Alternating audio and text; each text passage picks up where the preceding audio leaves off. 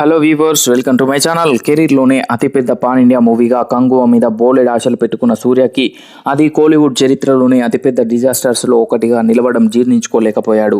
ఇతర భాషల్లో ఏమో కానీ తమిళంలోనూ కనీసం యావరేజ్ రాకపోవడం ఫ్యాన్స్ ఊహించని షాక్.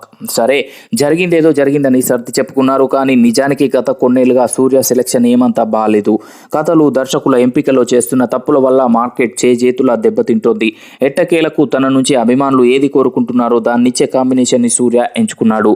సూర్య పేట ఫేమ్ దర్శకుడు కార్తిక్ సుబ్బరాజ్ కలయికలో తెరకెక్కుతున్న సినిమాకు రెట్రో అనే టైటిల్ ని ఫిక్స్ చేశారు. ఇటీవలే క్రిస్మస్ సందర్భంగా టీజర్ రిలీజ్ అయింది. మెయిన్ పాయింట్ ఏంటో చెప్పేశారు. పేరు మోసిన ఒక డాన్ కొడుకు తండ్రి మాఫియా వారసత్వాన్ని మోస్తూ హింస, రక్తపాతం మధ్య బతుకుతుంటాడు. ఓ అందమైన అమ్మాయి పరిచయం అయ్యాక ఆమె కోసం అన్నీ వదిలేసి ఒక మామూలు మనిషిగా మారాలని నిర్ణయించుకుంటాడు. దానికోసమే కొత్త జీవితాన్ని మొదలు పెడతాడు. అయితే నేరాలతో నిండిపోయిన గత చరిత్ర తాలూకు మరకలు వెంటాడుతూనే ఉంటాయి. అతనేం చేశాడు అనేది రెట్రో. కథపరంగా కొత్తదనం లేకపోయినా యాక్షన్, విజువల్స్ 2 షేడ్స్లో సూర్య వైలెంట్ మాస్ అంచనాలు పెంచేలా ఉన్నాయి.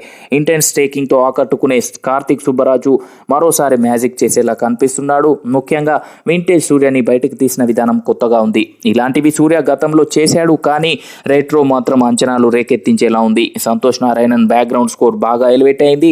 ఇవన్నీ ఒక ఎత్తైతే మంచి హోమ్లీ లుక్స్లో అమాయకంగా కనిపించే పాత్రలో హీరోయిన్ పూజా హెగ్డే సరికొత్తగా దర్శనమిస్తుంది. 2025 వేసవిలో రెట్రో మూవీ రిలీజ్ కానుంది. సో చూశారు కదా ఫ్రెండ్స్, ఈ వీడియో కనుక మీకు నచ్చినట్లయితే లైక్ చేయండి, షేర్ చేయండి. మరిన్ని ఇంట్రెస్టింగ్ అప్డేట్స్ కొరకు మా ఛానల్ని సబ్స్క్రైబ్ చేసుకోండి.